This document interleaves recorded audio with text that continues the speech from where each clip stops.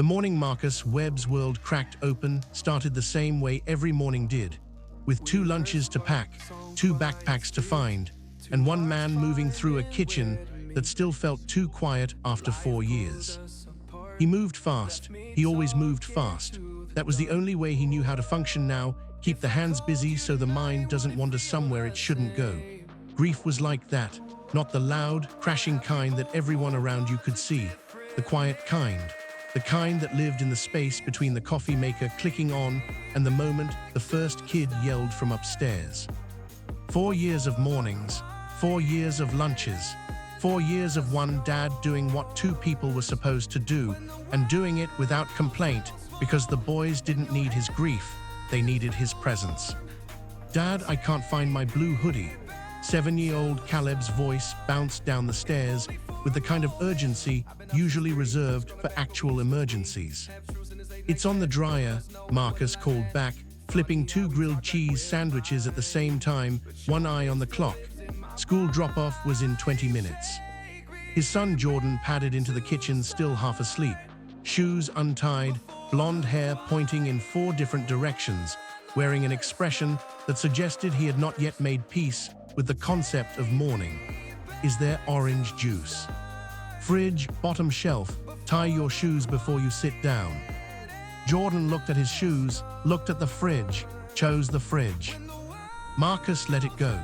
There were wars worth fighting and wars worth ignoring, and at 7:43 in the morning, shoelaces fell firmly in the second category.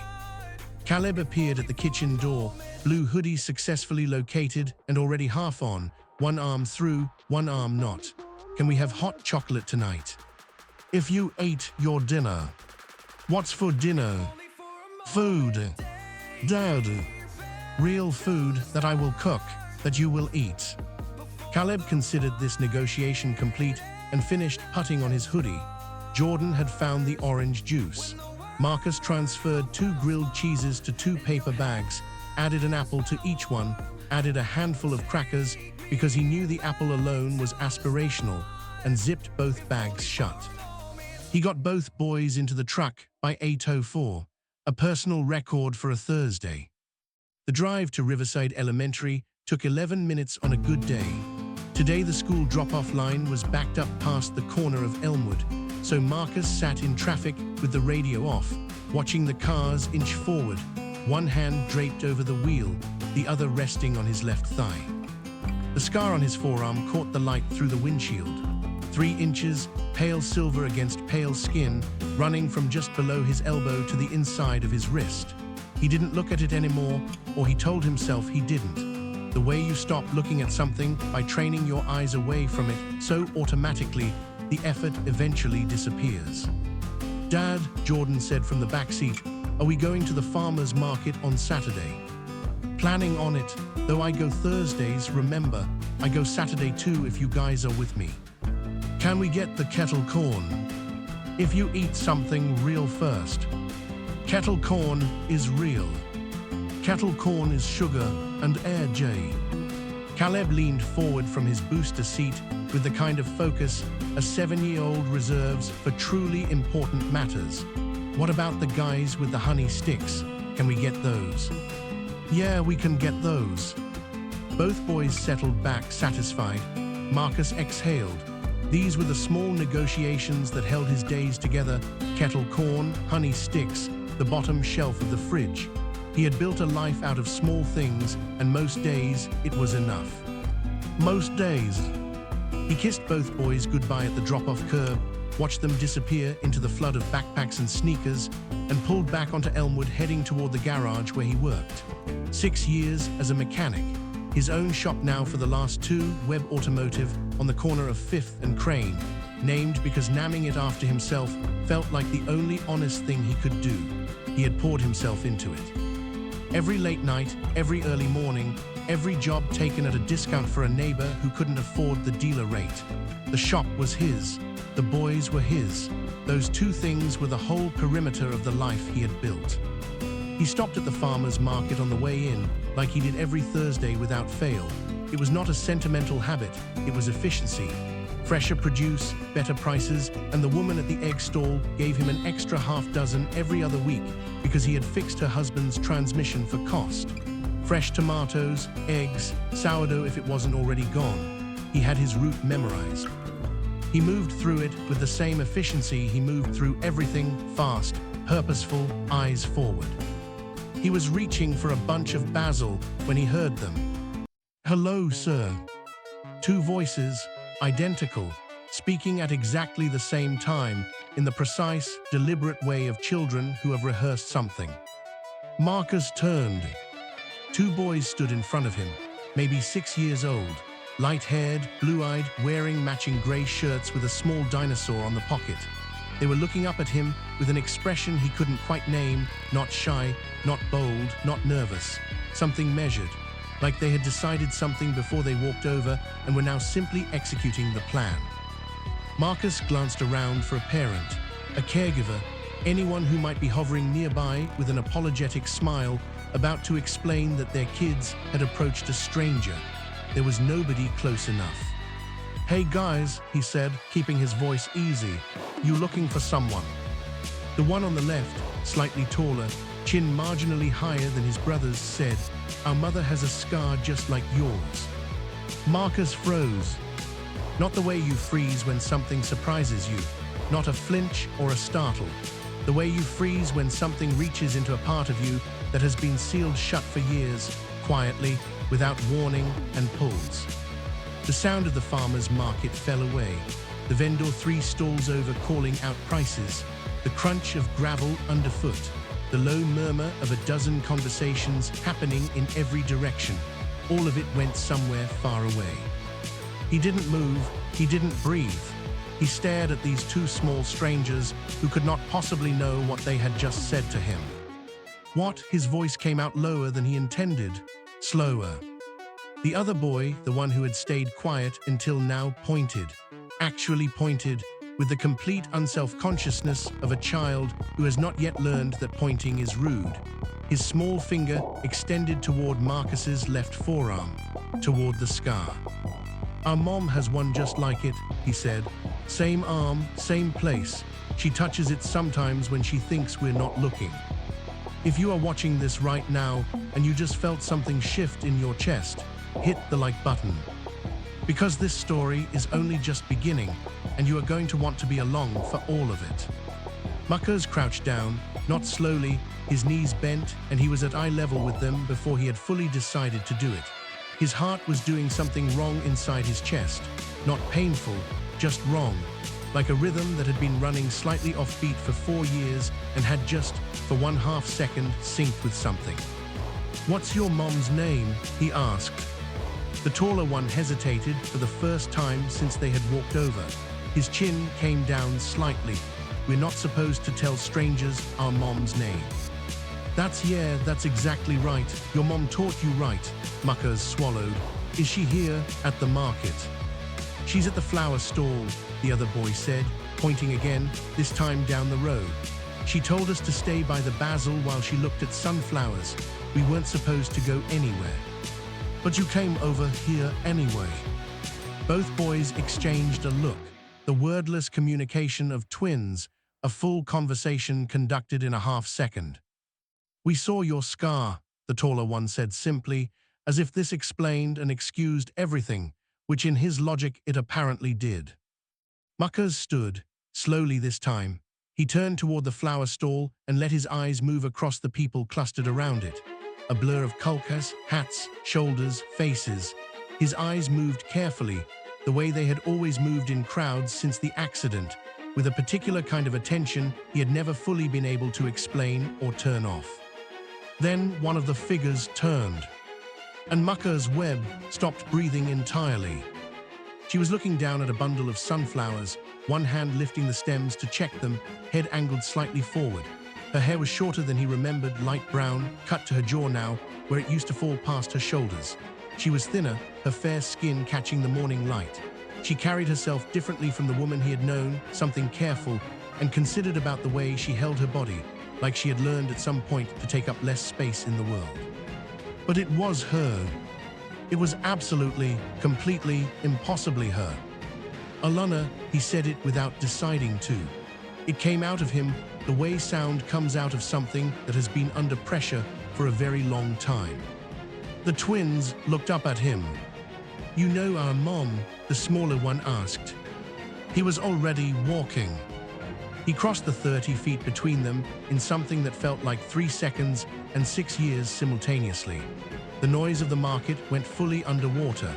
There was only the shrinking distance between him and the woman at the flower stall, step by step, and the sound of his own heartbeat doing something he hadn't felt it do in 4 years.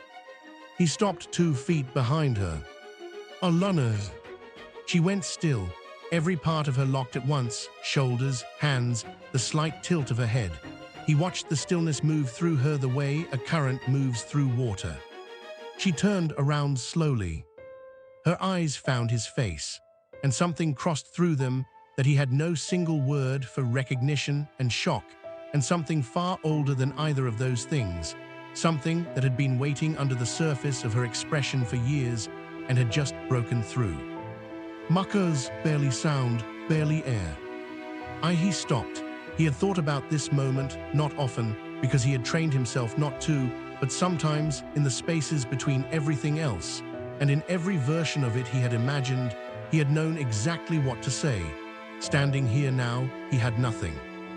"Your sons just walked up to me at the basil stall," he said finally, "and told me their mother has a scar just like mine." Her eyes dropped to his forearm.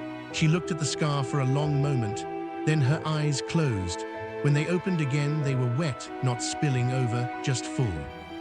"I told them it was from a car accident," she said. Her voice was quiet and careful, the way voices get when they are carrying more weight than they were built for. "That's what I always told them. I never," she stopped, shook her head once, "I never told them whose car it was." The space between them was thick, with everything that had not been said across 4 years.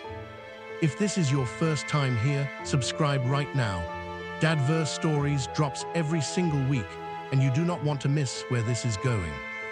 4 years ago, Muckers and Alana had been 2 people in the same car on the same road at midnight. Him driving her home after a dinner that had lasted 3 hours longer than either of them planned. Both of them laughing about something he could no longer remember, and then a pair of headlights coming the wrong way, and then a sound like the world ending, and then nothing. He had woken up in a hospital bed with a gash down his left forearm, 3 broken ribs, and a concussion that took 2 weeks to fully clear. The nurses told him the woman in the car with him had been treated and released. He had asked for her room number. They had told him she was already gone. He had looked for 7 months, called every number he had for her, driven past her apartment 3 times before he accepted that she had moved, filed a request with the hospital for any forwarding contact information, and been told they couldn't provide that. He had eventually, painfully, let himself stop looking, not because he wanted to, but because the boys needed him present, and looking for someone who didn't want to be found was a kind of drowning he couldn't afford. "Where did you go?" he asked. He was not angry, or rather, he had been angry for long enough that the anger had burned down to something quieter and more permanent underneath. "After the hospital, where did you go?" Alana looked at the sunflowers still in her hand. She seemed to realize she was still holding them and lowered them to her side. "Away," she said. "I'm sorry, I know that's not enough of an answer." "It's not." "I was scared." She looked back up at him. "I found out I was pregnant 2 days before the accident. I hadn't told you yet. I woke up in the hospital and I didn't know if you were okay, and I was terrified to ask because," her jaw tightened, "because if you were okay, then I would have to tell you, and if I told you, everything would change. And I had just survived a car crash, and I was alone and pregnant and 28 years old, and I made a decision in that hospital that I knew, even as I was making it, I would regret." "You were right," he said. "You do regret it." She didn't flinch at that. "Every day." "I have 2 sons," Muckers said. "I named them Jordan and Caleb. I named them in the hospital while I was still in the bed, because I had just survived something and I needed to decide on something that mattered." He watched her face. "I don't know why those names. They were just the first names that felt like." He stopped. He watched her process the words, watched them land. "Jordan and Caleb," she said. "Yeah." Her hand came up to cover her mouth. Comment below right now, type something, because I cannot be the only one feeling the weight of this moment. Tell me what you're thinking. Because her sons were named Jordan and Caleb too. She had named them 6 months after the accident, alone in a new city, alone in a new apartment, sitting with 2 names she had read somewhere and felt drawn to without fully understanding why. She had always told herself it was coincidence. She had always told herself that's all it was. Mom, both boys appeared beside her, slightly out of breath, hair ruffled from running. The taller one tugged her sleeve. Mom, we found the man with the scar. We told him, like we planned. Elena looked down at her sons. Marcus watched her face move through something enormous in the space of 2 seconds. The particular expression of a mother who loves her children completely and is also, in this moment, made completely undone by them. I see that, she said softly. Her voice was thick. The smaller boy looked up at Marcus with total, earnest seriousness. We figured if we told you, you'd have to talk to each other, he said. Mom talks about the scar when she thinks we're not paying attention. She says it's from someone she should have been brave enough to find. Marcus stared at the boy, then at his brother, then at Elena. You told them that. About 6 months ago, when they started asking questions about their father, she held his gaze. I have been working toward this for over a year, Marcus. I moved back 4 months ago. I just didn't know how to begin. Your sons began it. My sons began it. A sound came out of her that was almost a laugh. Almost. They practiced on the way here, apparently. The smaller twin nodded in confirmation. 3 times, in the car. Marcus looked at these 2 6-year-old boys who had decided the way to fix something broken in their family was to walk up to a stranger at a farmer's market and tell him the truth. He thought about Jordan and Caleb, his Jordan and Caleb, across town right now in a classroom somewhere, trading snacks and arguing about who got the window seat. He thought about the 4 years of lunches and drop-offs and grilled cheese on Thursday mornings. The life he had constructed from necessity and love and sheer stubbornness. He thought about the fact that he had named his sons the same names she had named hers, independently, in different hospitals in the same city, and had spent 4 years not knowing. I'm not ready to tell you that everything is okay, he said, because it's not. I want you to know that I understand that. I'm not going to stand here and pretend that 4 years disappears because of a farmer's market. He looked at the twins, but I have 2 sons who are finishing school at 3:15. And they're going to come home and eat too many crackers before dinner and argue about the television remote and go to bed too late, because I will give them 15 more minutes every time they ask. He paused. And you have 2 sons who practiced a speech 3 times in the car because they wanted their mother to stop being sad. Elena pressed her lips together. Come have dinner, Marcus said, all 4 of them in the same room, and we can see what that looks like. That's all I'm saying right now, just dinner. For a moment, she didn't say anything. The farmer's market moved around them, a vendor calling out about late strawberries, a dog barking twice somewhere nearby, the sound of someone's grocery bag rustling in the morning breeze. Okay, Elena said. The smaller of the twins, her Caleb, Marcus thought, already beginning to sort the names against the faces, reached up and slipped his small hand into Marcus's, completely without ceremony, not asking permission, just doing it the way young children do things, from pure instinct and zero social hesitation. Marcus looked down at the hand in his. He did not pull away. Elena watched it happen. She looked away at the sky for a moment, jaw working, and then back. Her eyes were clear when they returned to his, not empty, full, differently full than they had been. Their Jordan wants to be a mechanic, she said quietly. He's been saying it for 2 years. He takes apart everything in the house to see how it works. I've lost 3 toasters. Marcus almost laughed. This time it actually made it all the way out. My Jordan, he said, wants to be a chef. He critiques my grilled cheese every single morning. What's wrong with your grilled cheese? Apparently, I use the wrong kind of cheese. What kind do you use? Whatever kind is on sale. Elena did laugh then, a real one, short and sudden, surprised out of her.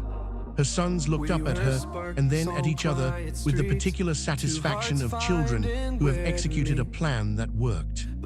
They walked out of the farmer's market together, not as anything with a name yet, not as a family. That word belonged to something that had to be built carefully and over time, and none of them were foolish enough to reach for it on a Thursday morning at a basil store. But together, the four of them moving in the same direction, with the two adults somewhere in the complicated middle distance between where they had been and wherever they were going next. The scar on Marcus's forearm caught the morning light. So did hers. And somewhere in the middle of a Thursday that had started with 2 lunches and a missing blue hoodie, a man who had built his entire life out of small, careful things began to understand that the small things had been pointing somewhere all along. That the names he had chosen in a hospital bed, the names that felt like the only right ones, for reasons he could never fully explain, had been chosen by someone else too, in a different room, in the same city, for the same reasons. And that 2 6-year-old boys in matching dinosaur shirts, who had practiced their lines 3 times in the backseat of their mother's car, had done what neither of their parents had been brave enough to do. They had simply walked up and told the truth. If this story found you today, share it with one person who needs to be reminded that it is never too late to be brave. Subscribe to Dadverse Stories, because every single week we bring you the moments that crack people open and put them back together at the same time. Drop a comment and tell me what hit you hardest in this one. I read every single one and I want to know. This is Dadverse Stories. See you in the next one.